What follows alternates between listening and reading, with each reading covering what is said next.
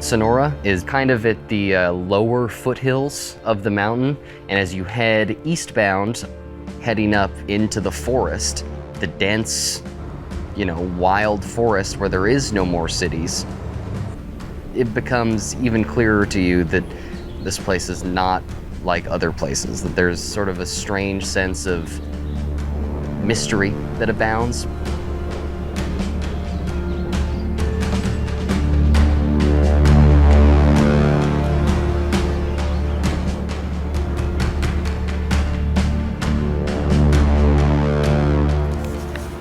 My name is Giuseppe Recapito. I'm a police and courts reporter here at the Union Democrat newspaper in Sonora, Tuolumne County, California. So in a county like this, do you have a lot of homicides? Not necessarily. There's been a handful, maybe, in the past couple years, and none of them are unsolved. Your county goes all the way up into the high mountain area, correct? Yeah, it spreads all the way over into the Sierra Nevada mountain range, all the way to Sonora Pass. There's a gorgeous lookout up there. Tell us about that. If you are traveling up that corridor, which passes through the county, Highway 108, you basically advance up a steep grade. You're fascinated by how lush it is, right? The wildlife, the trees. And as you wind up further and further up this grade, you get the feeling like you've lost it, or you're lost, or you're never gonna find it, because it's a single turnoff, a single sign pointing to the left. It's called Donald Vista, and it's sort of, I've been thinking about it, it's like etched into the mountainside. If you're standing there at the lookout point, right, and you're overlooking that area, you're seeing these crags of rock jutting out, and I couldn't even tell you how far, the blips of a river far down below. As you look over, you say to yourself, if you fall down here, you're not going to survive.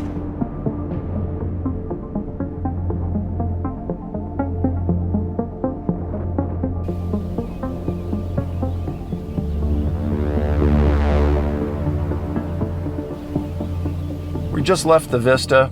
Just a quarter-mile east, Breck Phelps' vehicle was found at this turnout onto this small old dirt road that eventually leads and turns into a trail down by the Stanislaus River.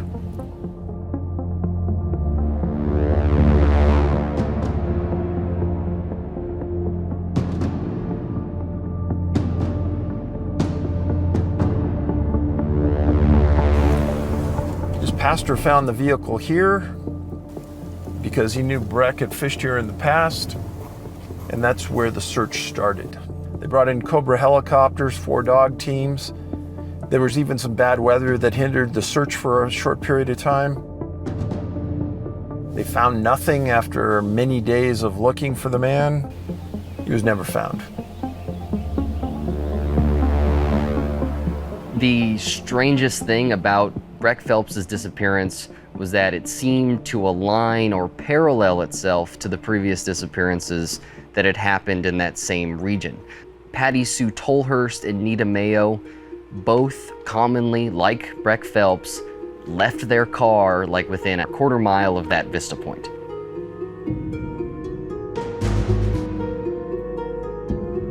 Well, the true oddity of this location is that we have 3 people in 11 years that have disappeared from essentially one spot. That is very odd. It's easy to say these people slipped on a rock and they fell into the river canyon, right? But then why haven't we found remains? When you're walking on the paved path, you've got boulders all around you. And it's something that I've written about hundreds of times. You just can't ignore it. And here it raises its face again right in amongst a cluster of missing people.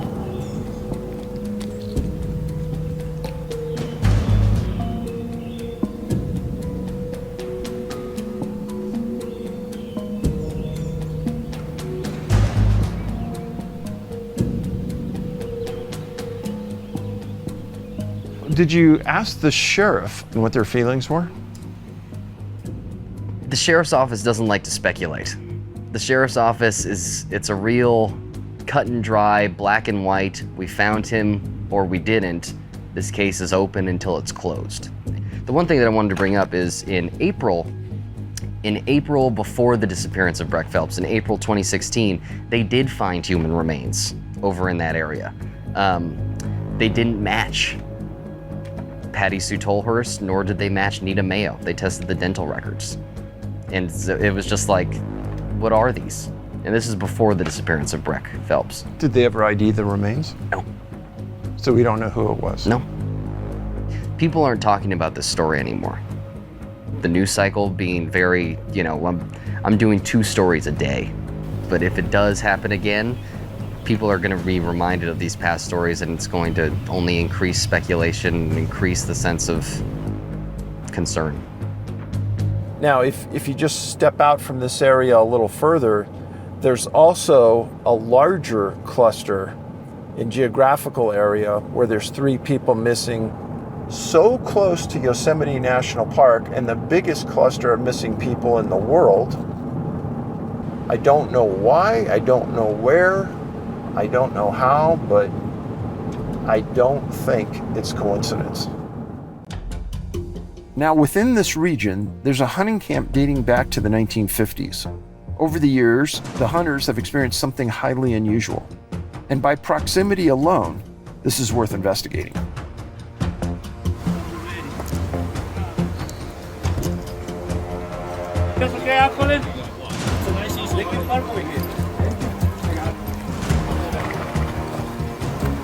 And just so people can get some idea, we're not that far outside of Yosemite. We're not far at all. No. I tell people we're between Yosemite and Tahoe, and that's where we are. If you leave at 6,000 feet elevation, you hike into close to 10,000 feet before you start dropping back into up and down. The whole topography up here changes every year. You don't know what to expect. You don't know what log's going to cross the trail that you have to work your way around to get here. There's really no good trails to get here. And if you don't know where it's at, you'll never find it. It's just one of those places.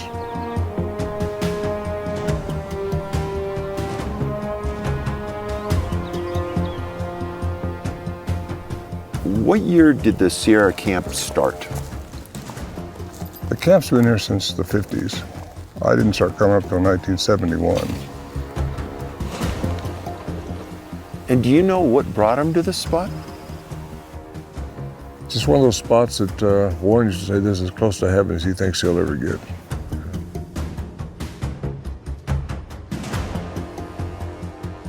It's so remote.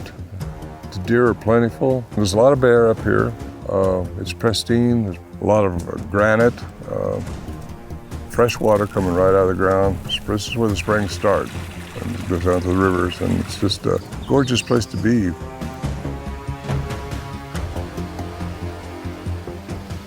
We was all a very sober camp, a very strict camp. No unload before you came into camp. No alcohol was here. It was really a quite disciplined camp. All the guys were professional people, so we kept what was going on up here, whatever it was, we don't know, but kind of to ourselves for a long time.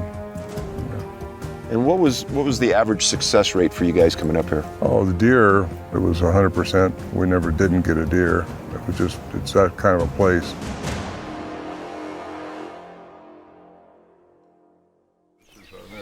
That's about 40 feet, I think. The hunters that come out of here, what's their success rate? You said maybe 20%. And think things through. We really didn't realize what we were dealing with. We still don't know what we're dealing with, but it was something very unusual. Strange things happen, and most of the stuff happened in the evening time, just at dusk, nighttime, like now. The first time I ever heard anything was later in '71. I came back up with the guys, and we was here by the stove. There was a stove here then. And as soon as it starts getting dark, we'd go in.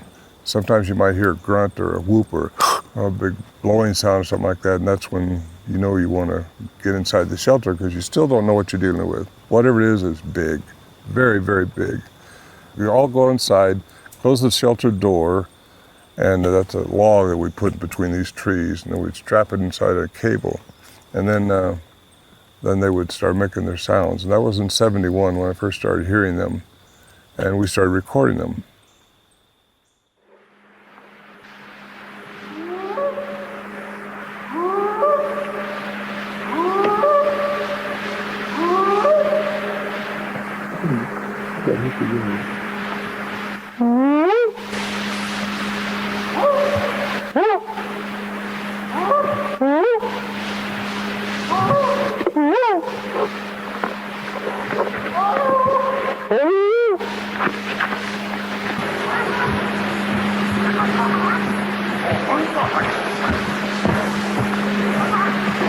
There's two of them across the creek at the big rocks.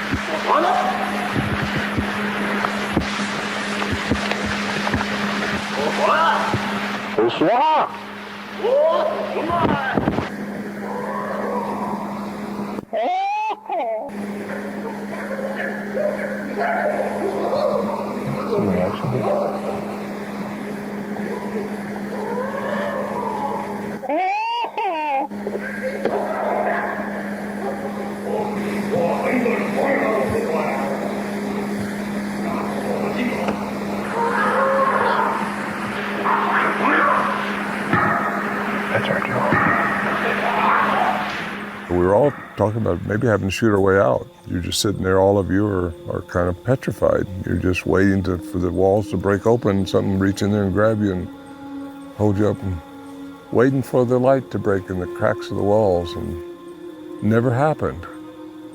That's the strange part, because you hear it over there, but you don't see it over there. As time went on, '72, same thing. You know, whatever it was, we thought might be trying to scare us out. Maybe this is their territory, but we don't know. We can only guess at why they were doing what they were doing, and but they were observing us, that's for sure.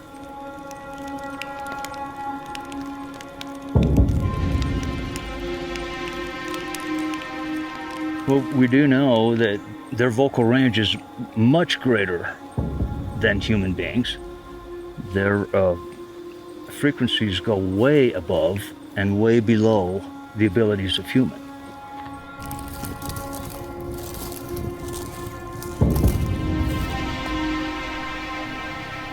I was trained in all of the deceptive practices in voice communications. Besides the fact that you have the creatures stepping on each other in their conversational turns, you have the humans, like Ron, stepping on the creatures back and forth, overlapping their voices on the tapes. That can't be faked. Not in 1974. Plus, it would be extremely dangerous to come up here at night into a camp full of well-armed hunters. They don't go to bed at night without their guns at their sides. Yeah, it's ridiculous to think of it. You wouldn't do it. You wouldn't do it just to hoax a bunch of hunters up here. So from a 100% factual standpoint, we really don't know what's making this language sounds. That's right. We don't know.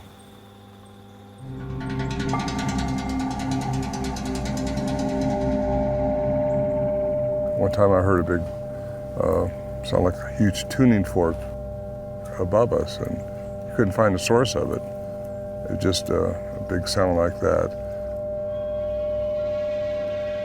Sometimes you'd hear a sound out here, and one time we thought our camp was being torn apart by something.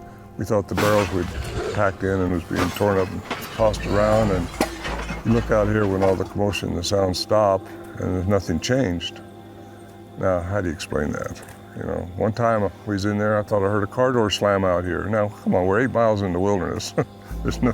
So aside from the sounds, you also saw some things in the sky and the air? Yeah, lights. Yeah, orbs. Other guys that reported orbs when I wasn't here. Me and my friend Bill saw one night was a big blue ball coming down from up here, slowly moving, definitely controlled. It had some type of intelligence about it. And if you were just looking up there, you would think it was the moon, but it was blue. It was moving down. We lost it behind the trees and went over there. So I don't know what to think of that. You don't know what to think about any of this stuff, you know. We were in a tent. It just almost it wasn't this dark, but this thing, what it was, just kind of starts moving across over here behind us. Elongated light, about probably 3 foot long, probably about that big around, and just a rod of light. I tell people when I talk about it, it's like a Star Wars saber, white, glowing, but not bright glowing, just glowing. And it just moved slowly through the trees, definitely controlled, and dissipated over here. Is it embarrassing to talk about? No, I don't care. I'm old enough now, nothing bothers me. What makes you keep coming back? The mystery that's still here. There's still a mystery that needs to be solved or understood. And I'm here now because you're here. I've been asked multiple times to be brought up here by different people, and I've turned them down basically because I don't want the area. It's such a pristine area still. I don't want it exposed to a bunch of researchers come up here, just inundating the area. And I've also told the hunters that still come up and their offsprings, which still hunt the area, you know, that I'll kind of keep it very private as much as possible. The shelter, although it's been dismantled now years ago, it's still a place to come to.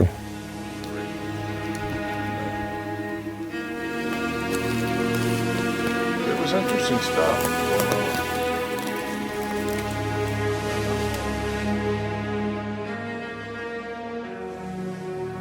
Nothing surprises me, nothing up here. Why this is such a strange place, I have no idea, but it is a very interesting area.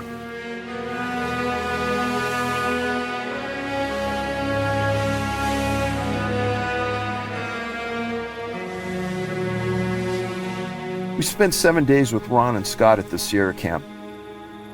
And although we didn't experience anything paranormal, this area holds many secrets that we know for sure.